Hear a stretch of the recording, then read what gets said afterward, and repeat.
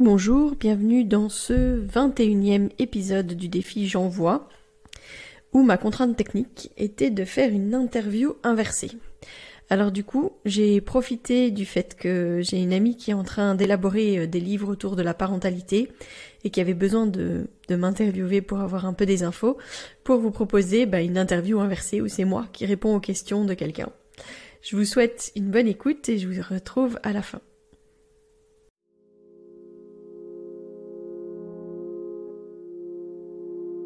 Bienvenue dans Bulle de Sage-Femme, le podcast qui déconstruit les croyances, démystifie les peurs sociétales, redonne toute sa place à la physiologie des femmes qui savent enfanter dans leur pleine puissance, mais aussi des bébés qui savent se mettre au monde.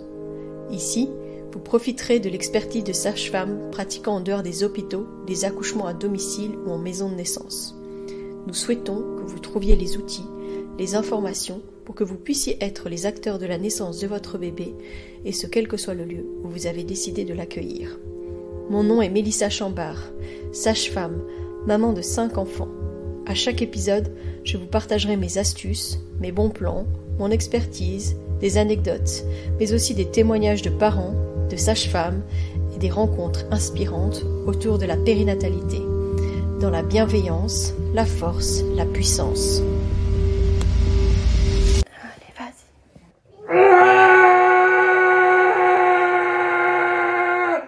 Bonjour Mélissa, Bonjour Valérie. comment tu vas aujourd'hui?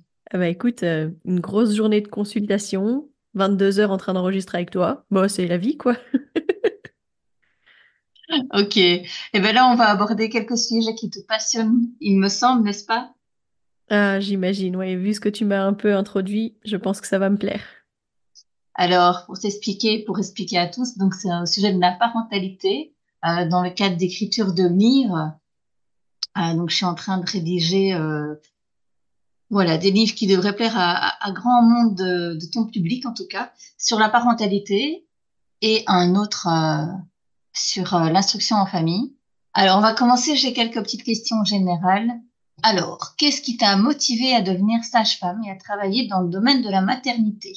Ah, ça commence bien. Honnêtement, j'ai pas eu un déclic à un moment. Je pense que ça a toujours été un peu en moi. Euh, je crois que j'ai eu une période un peu comme ma petite Rose où j'avais très envie de prendre soin des animaux. Ça, oui. Mais la suite logique, en fait, c'était de prendre soin des humains. Et, la maternité, les femmes enceintes, les bébés, et en fait, c'était comme quelque chose qui était logique. J'ai pas eu un moment où je me suis dit, bon, qu'est-ce que je vais faire dans ma vie? Ah, je vais faire peut-être ça, ou peut-être ça, ou peut-être ça. C'est comme si c'était clair, en fait. Il y a juste eu des embûches sur le chemin, mais c'était ça. Il n'y a pas eu de... J'ai pas eu un vécu particulier qui m'a fait dire, ah, en fait, ça a l'air génial comme métier, je vais faire ça plus tard. Non. C'était comme une mission sur Terre. Comment as-tu observé l'évolution des pratiques en matière de grossesse, d'accouchement et de soins postnataux au fil des années? Je pense qu'on est vraiment dans un moment qui va être un momentum parce qu'il y a une réelle prise de conscience des futurs parents, des femmes, notamment après, il y a eu le hashtag MeToo et puis il y a eu tout ce qui a été dénonciation des violences gynécologiques et obstétricales. Et je pense que ça va être, c'est un moment de levier qu'on est en train de vivre actuellement. Je vais te dire que la manière dont je pratiquais il y a 10 ans et comment est-ce que ça se passait il y a 10 ans et comment ça se passe maintenant est tout à fait différent. Rien que déjà le fait que j'ai de plus en plus, par exemple, de parents qui viennent déjà pour un premier bébé, pour un accompagnement en dehors de l'hôpital, ce qui était extrêmement rare avant. Avant, enfin, je peux te dire que peut-être j'avais 1 ou 2 suivis de premier bébé, et maintenant c'est quasi la moitié de nos suivis qui sont des premiers bébés. Donc il y a un gros changement. Et alors après, au niveau ouais, de la prise de conscience vis-à-vis des violences obstétricales, je trouve que ça amène quand même à des changements dans les salles de naissance. On s'empêche pas qu'il y a quand même toujours des dérapages, mais ça change. Ok, et par rapport à comment est vécue la grossesse et comment est vécue l'arrivée du bébé, comment les futurs parents se sentent être parents par rapport à, tu vois, la Alors ça, préparation. par contre, moi, je trouve que les parents sont extrêmement stressés, tendus. Il y a une pression au niveau des jeunes parents qui est énorme. Et alors, l'isolement des familles est très grand. Et donc, du coup, les débuts dans la parentalité sont toujours, enfin, sont très souvent très très difficiles. C'est assez rare en fait que je rencontre des parents pour qui c'est fluide dès le début ou ils sont dans quelque chose de proximal et ils se sentent bien, etc. Non, la plupart du temps, le départ, c'est quand même un gros tsunami et c'est vraiment difficile. Et notamment, je pense que l'isolement des familles y est pour beaucoup. L'isolement des familles, l'isolement des femmes. Parce qu'une fois que leur compagnon ou leur compagne quitte la maison pour retourner au travail, tout de suite, elle se retrouve seule avec un nouveau-né, elle se retrouve seule avec un tout petit, et ça amène vraiment, il y a une explosion, par exemple, des dépressions du postpartum, c'est énorme. Ok. Et je suis même surprise, mais on a beaucoup de nos patients qui passent par cette phase-là, alors que nous, on se montre disponible, qu'on leur dit qu'elles peuvent revenir vers nous, etc. Mais quand on les recroise, elles nous disent, ah ouais, mais j'ai une dépression du postpartum carabinée, malgré tout ce qu'on essaye de mettre en place. Donc je me dis que c'est vraiment très très fort actuellement. Il y a toute une campagne actuellement pour travailler, pour parler du postpartum qui est menée par la Ligue des familles, par exemple. Donc c'est vraiment un combat actuel, c'est ça. Ok. Et tu parles d'isolement des familles, donc du coup après l'accouchement, mais pendant la grossesse, tu trouves qu'elles sont les familles sont assez suivies, assez accompagnées pour enfin, pour un Oui et accompagnement non. de la grossesse et une préparation. Moi, je crois pas. Je crois qu'il manque beaucoup de choses. Et puis, il y a beaucoup de choses qui avaient été mises en place. Puis qui, avec le Covid, par exemple, tout était plus du tout nécessaire. Je veux dire, il y avait plus de préparation, il n'y avait plus rien, plus de visite de maternité. Enfin, il y avait même des examens qu'on considère comme obligatoires d'habitude. Là, tout pouvait sauter, il n'y avait pas de problème. Je crois que les gens qui ont eu un bébé pendant cette période-là, ça a été terrible. Mais je crois que il y a beaucoup de gens encore qui ne savent pas tout ce qu'ils ont d'accessible en fait dans les types de suivi qu'ils peuvent avoir. Et s'ils sont juste suivis par un gynécologue, mais un rendez-vous de 15 minutes tous les mois, c'est pas ça qui les prépare en fait à avoir un bébé, clairement. Donc je pense qu'il manque beaucoup d'informations. Ce serait vraiment hyper intéressant en fait d'avoir une réelle explication déjà de tous les types de suivi qu'ils peuvent avoir. D'ailleurs, ils peuvent être suivis effectivement par un gynéco, mais aussi par une sage-femme. Ils peuvent avoir une doula, ils peuvent avoir une kiné. Enfin voilà, il peut y avoir plein de gens qui peuvent être là autour d'eux dans la grossesse. Et puis, savoir où est-ce qu'ils peuvent accoucher, parce que ça aussi, on n'en parle pas. Il y a un gros tabou autour de ça. C'est comme s'il y avait que l'hôpital, alors qu'en fait, on peut accoucher à l'hôpital, on peut accoucher en gîte de naissance, on peut accoucher en plateau technique avec sa sage-femme, on peut accoucher en maison de naissance, on peut accoucher à domicile. Et alors, le suivi en postpartum, il faudrait que ce soit vraiment clair, que les femmes, elles ont le droit à une sage-femme à leur retour à la maison. Donc non, je pense qu'il manque vraiment de l'information, même pendant la grossesse. Parce que, ben voilà, un rendez-vous gynécologique de base, ça donne pas les informations. Je veux dire, en 15 minutes, on sait pas faire une consultation qui va donner toutes les informations claires. Et donc justement, j'enchaîne avec la question suivante. Comment est-ce que tu établis les relations avec des femmes enceintes et comment est-ce que tu les soutiens tout au long de leur parcours? Bah, clairement, en fait, nous, on les voit une fois par mois. Donc déjà, voilà, un rendez-vous toutes les 4 semaines environ, puis ensuite toutes les 3, puis toutes les 2 semaines. Et alors, le rendez-vous, il dure au minimum 1 heure. Donc, pendant 1 heure, on a le temps quand même d'aborder pas mal de questions, que ce soit où est-ce qu'ils en sont actuellement, les questions liées au désagrément de la grossesse, à leur questionnement sur l'accueil d'un bébé, de quoi est-ce qu'ils vont avoir besoin. On parle de sécurité en voiture, on parle de matériel de puériculture, on parle d'allaitement, on parle de préparation à la naissance, enfin, on parle de tellement de choses. Et puis, on aborde aussi tout ce qui est nutrition. Donc, c'est quelque chose qui est vraiment très global et qui parle, enfin, qui a vraiment beaucoup de sujets différents. Et à la base, moi, je pars toujours de leur questionnement. C'est-à-dire que j'ai pas un tableau type de tout ce que je vais leur dire, mais voilà, je pars toujours de ce dont ils ont besoin. Et puis après, j'insuffle, enfin, je sème mes graines sur ce qui est nécessaire.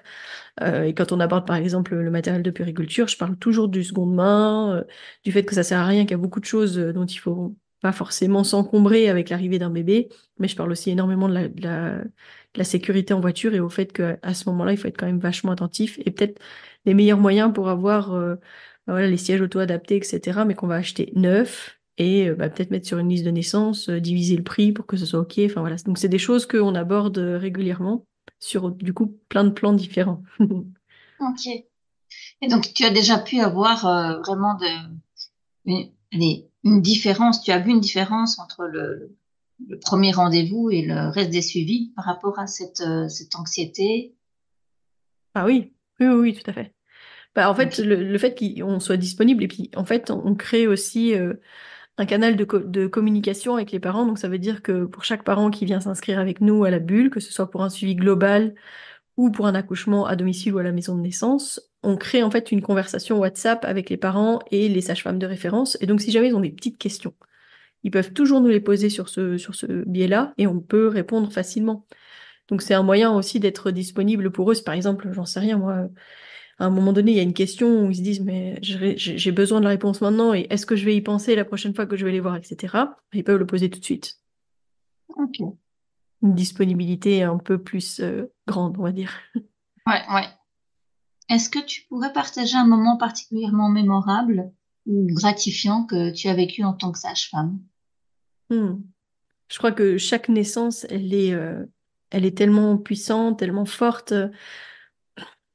Et à chaque fois, je pourrais te parler de la dernière naissance que j'ai eue. Genre la naissance que j'ai eue hier, c'était extraordinaire. C'était extraordinairement beau et puissant parce que c'est une maman qui a vécu quelque chose de vraiment très difficile et tragique. Elle a perdu son premier bébé à la toute fin de sa grossesse. Et elle est arrivée chez nous pour son deuxième, mais au cours du suivi, elle a préféré finalement aller à l'hôpital. Et donc là, pour son troisième, elle est venue chez nous. Et à la base, c'était pas moi de garde, donc c'était ma collègue.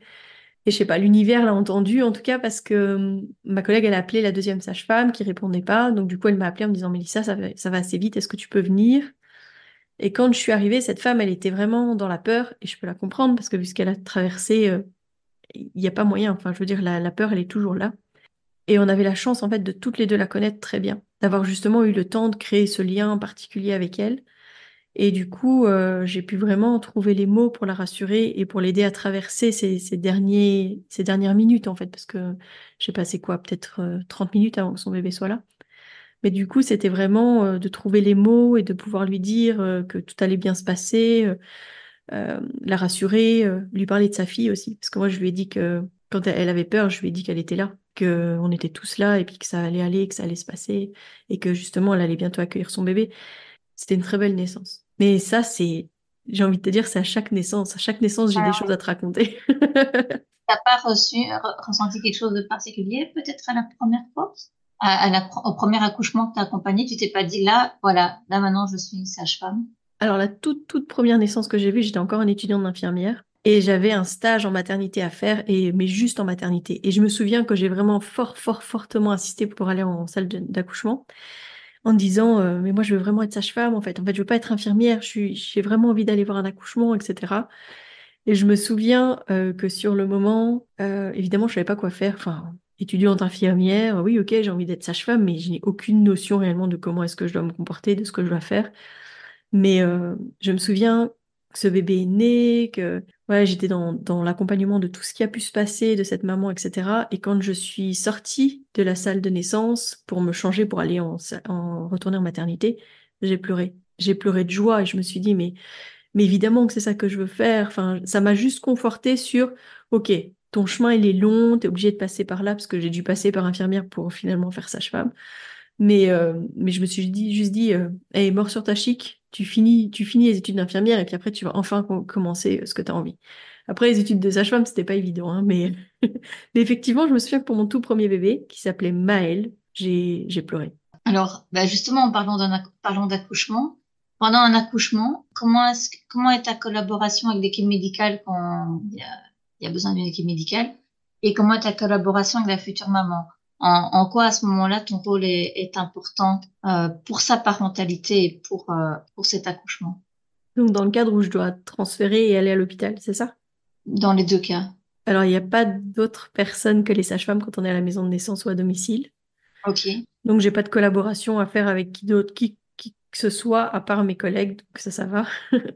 ok. Dans le cadre d'un transfert, bah, je peux être confrontée aux équipes médicales qui vont faire le transfert si on est transféré par ambulance. Donc ça, c'est toujours un peu compliqué de faire comprendre qu'est-ce qu'on est, qu'est-ce qu'on fait. Oui, c'est légal. Ça pèse. J'ai envie de dire qu'au bout de 4 ans, quand même, maintenant, j'ai même l'autre jour un ambulancier qui savait exactement où se mettre parce qu'il était déjà venu une fois. Donc je me dis, bah, pour ça, c'est bien. Et les équipes médicales, ben, quand on transfère et qu'on va à l'hôpital, notre rôle, c'est de la collaboration et puis c'est de continuer le soutien auprès des parents si on en a la possibilité. Ça veut dire si l'hôpital nous octroie le droit en fait d'être auprès de la patiente, pour maintenir un peu cet équilibre et faire un peu, continuer à être un peu gardienne de leur bulle portative à l'hôpital. Mais c'est Et, essentiel quand on sait le faire, on voit une réelle différence dans la manière dont les femmes vivent leur accouchement. C'est-à-dire que si on est présente, on va essayer de préserver au maximum les choses et puis surtout, en fait, on va avoir un rôle pour les informer de ce qui va être mis en place. Parce que enfin, si on va à l'hôpital, c'est qu'on a besoin de la médicalisation. Expliquer ce qui est en train de se passer, ça a tout son sens, quoi. et quand c'est en maison de naissance ou à domicile et tu me dis qu'il n'y a pas d'équipe médicale, une mère pourrait accoucher seule avec son mari chez elle. En quoi ton rôle serait-il utile à ce moment-là, vraiment, en dehors des problèmes qu'il pourrait y avoir, évidemment, hein, mais en quoi donc tu ne remplaces pas le papa, mais que tu es vraiment une personne complémentaire? Donc moi, mon rôle, c'est d'être gardienne de la physiologie. Moi, je m'assure que tout se passe bien pour la maman comme pour le bébé. Donc ça veut dire que mon rôle, c'est ok de surveiller, mais sans être trop intrusif, parce que ben, dans notre philosophie de soins en tout cas, nous, ce qu'on veut, c'est qu'elle se sente en sécurité. Donc on utilise par exemple le Doptone pour écouter de manière intermittente le bébé. Donc c'est un appareil qui nous permet d'entendre le cœur du bébé, euh, voilà, sans mettre de monitoring, etc. Donc vraiment d'être assez mobile, de pouvoir le mettre dans l'eau, etc. Mais quand tu demandes qu'est-ce qui fait que je me substitue pas au papa, bah, c'est simplement parce qu'en fait, j'ai pas la place du papa. Enfin, ça peut m'arriver si jamais le papa il est pas présent et que c'est la demande de la maman, mais c'est pas mon rôle en tant que tel. Moi, je suis là pour m'assurer que tout va bien, pour vérifier que tout le monde est en sécurité, que voilà. On dit des sages-femmes qu'elles portent l'espace. Donc en fait, on est une présence, mais normalement, c'est limite la sage-femme, elle devrait tricoter dans un coin de la pièce, tu vois et s'assurer. En fait, moi, j'entends beaucoup ce qui se passe, je vois ce qui se passe sans forcément aller tout près. Donc, je suis pas forcément assise à côté de la maman. Ça peut m'arriver, mais c'est pas à chaque fois. Euh, et oui, il y a des femmes qui accouchent et qui enfantent toutes seules avec leur homme ou avec leur femme, d'ailleurs. Ce qu'on appelle les accouchements libres ou les accouchements non assistés. Bah voilà, c'est des gens qui se sont dit qu'ils n'avaient même pas besoin du backup d'une sage-femme euh, qui pourrait intervenir si jamais c'était nécessaire. Et dans le cas d'un accouchement, par exemple, où tu sens vraiment que ton rôle est primordial par rapport à la mère qui enfante et que le père est complètement démuni, comment est-ce que tu peux à ce moment-là faire en sorte que la parentalité du père, ben, tu sais que le père ne se sente pas effacé comme ça, tu vois, et qu'il participe quand même à l'accouchement tout en restant présent pour la future maman. Bah, mon rôle, justement, c'est de ramener le papa. Et l'avantage, c'est que avec tous les rendez-vous qu'on a eus ensemble, normalement, on a la possibilité d'arriver à le ramener et de pouvoir discuter avec lui, de le rassurer. Donc ça, c'est une force, j'ai envie de dire. Bien que, voilà, il y a quelques mois, on a eu une naissance comme ça où le papa, on l'a quasi pas vu de toute la grossesse. Et en fait, au moment de la naissance, bah, on l'a pas eu. On l'a pas eu. Il a limite pioncé tout le long du travail. Et alors, c'était peut-être de la fuite, j'en sais rien, mais du coup, pas moyen de vraiment avoir un lien de confiance avec lui. Donc ça, c'était plus compliqué pour nous. Donc ça fait partie des choses qu'on demande, c'est qu'ils soient là tous les deux au maximum. Après, on comprend que c'est peut-être pas possible à chaque fois, mais on a quand même des plages horaires où on propose quand même des rendez-vous en soirée. Donc je pense que tout le monde peut être disponible à un moment ou à un autre, quoi. Mais voilà, je pense que notre rôle à ce moment-là, c'est justement d'essayer de le rassurer pour qu'il puisse prendre sa place. Mais il y a quand même une chose particulière dans notre maison de naissance, c'est qu'on a 80% des bébés qui naissent entre les mains de leurs parents. Donc, en général, le papa, il est bien présent. Alors, quels sont les principaux défis auxquels tu as été confrontée en tant que sage-femme et comment tu les surmontes? Donc, que ce soit dans un suivi, que ce soit administratif, que ce soit législatif. Hmm. Il y en a beaucoup de choses. Je pense au niveau de notre pratique et au niveau de notre maison de naissance, ce qui nous manque, c'est de la reconnaissance, c'est des subsides. Ça devrait, enfin voilà, on devrait être potentiellement soutenu, reconnu par les instances publiques et c'est pas du tout le cas. Donc on est totalement autonome, on fonctionne en autarcie, mais du coup c'est parfois pas très confortable. Et le poids de notre fonctionnement est quand même fort encore sur les parents. Alors que ben nous, ce qu'on aimerait, c'est que ce soit moins sur les parents, mais que ce soit un choix en tant que tel, mais que chacun puisse faire ce choix. Parce que là, on a des parents qui arrivent chez nous en disant ah ouais génial, j'ai envie de venir chez vous, mais en fait je peux pas me le payer, je peux pas me le permettre financièrement et donc qui partent. Et donc ça, c'est quand même vraiment dommage, quoi. Donc, il n'y a pas de remboursement de mutuelle, tu veux dire? Si, il y a des remboursements de mutuelles, mais il y a quand même une part qui va rester à la charge des parents qui va être plus grande que s'ils accouchent à l'hôpital, alors que allez, le coût total est bien moindre qu'à l'hôpital. Mais ça, c'est le choix des mutuelles et des assurances de ne pas bien rembourser les accouchements extra-hospitaliers, alors que ça leur revient moins cher.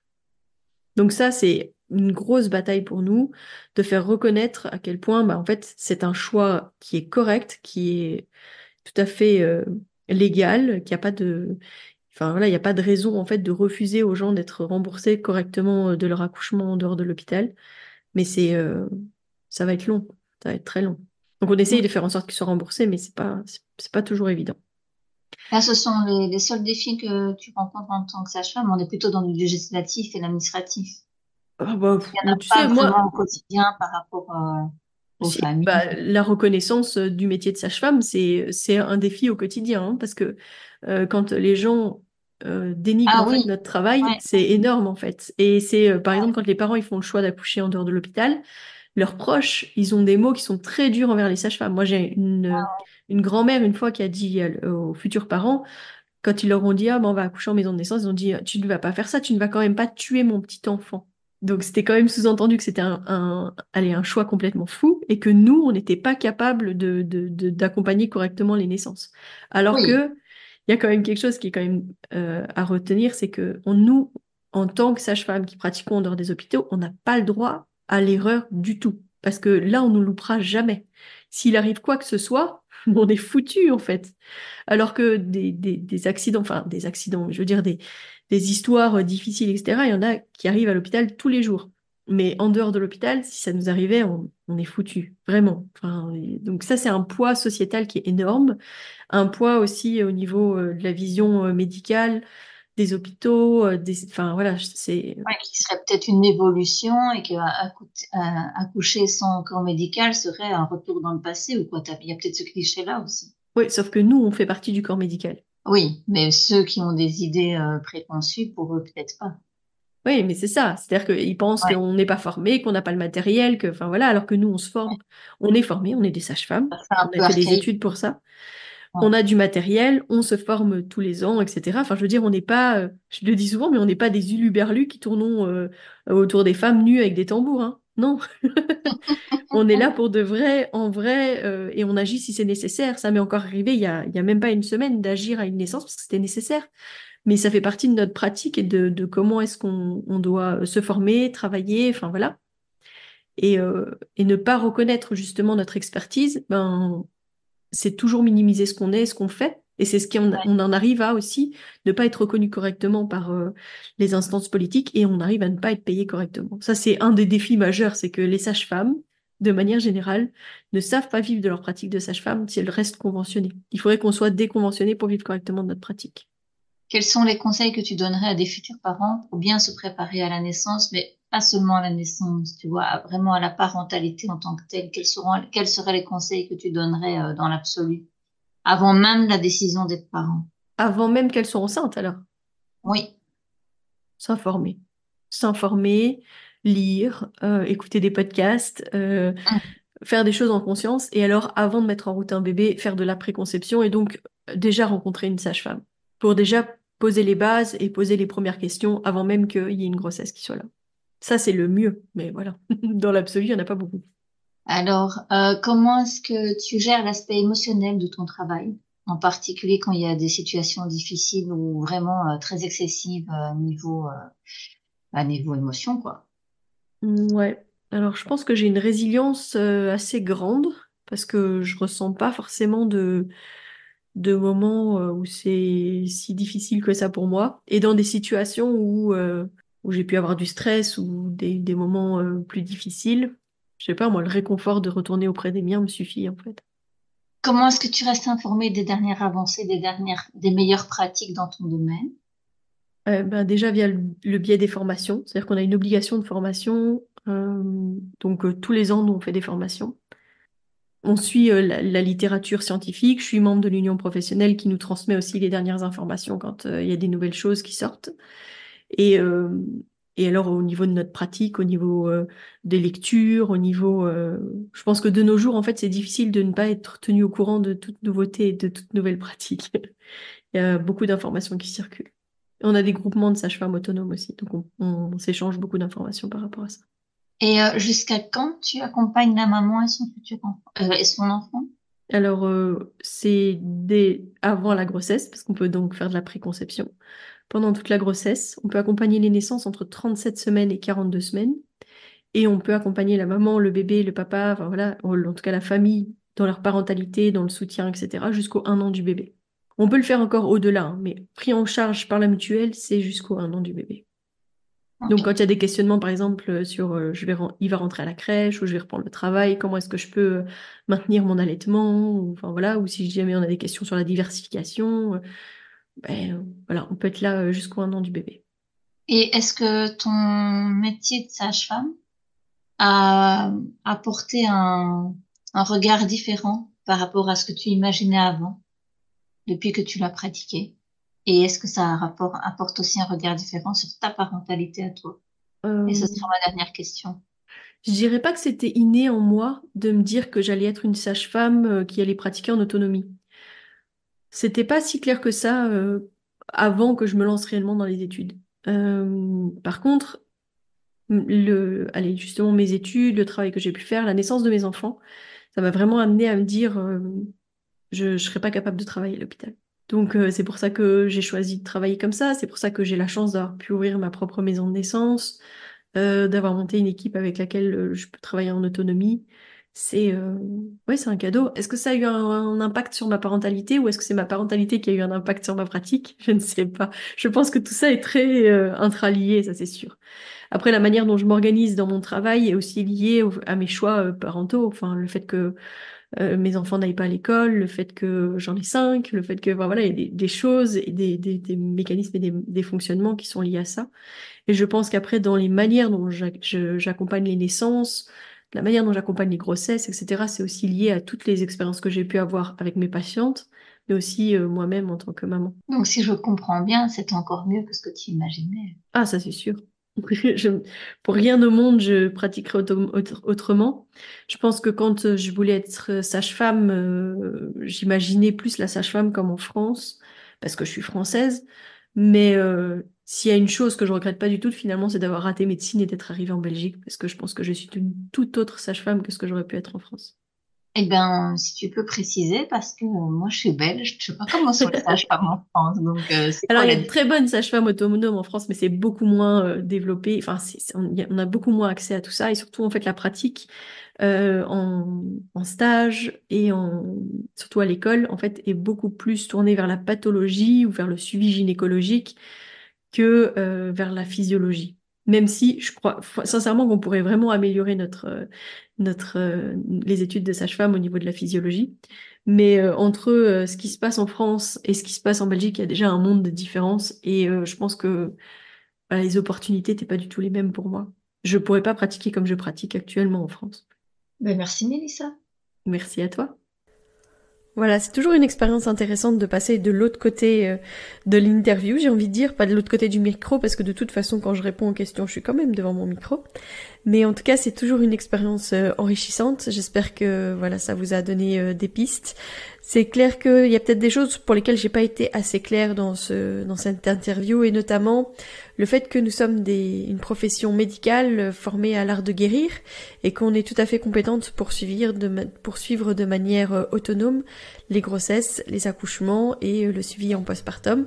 Et que dans cette optique-là, quand elle me demande comment est-ce que je collabore avec le corps médical, je suis amenée en fait à collaborer avec les professionnels qui sont autour des familles, et c'est dans ce cadre-là que j'interviens, que ce soit pendant la grossesse où je me mets en relation avec les équipes qui suivent les femmes, notamment le gynécologue, et avec les équipes qui vont suivre aussi la femme en postpartum, qui seront les différents professionnels qui seront autour d'eux, et notamment les PEPS de l'ONE par exemple, ou le kiné ou l'ostéo par exemple.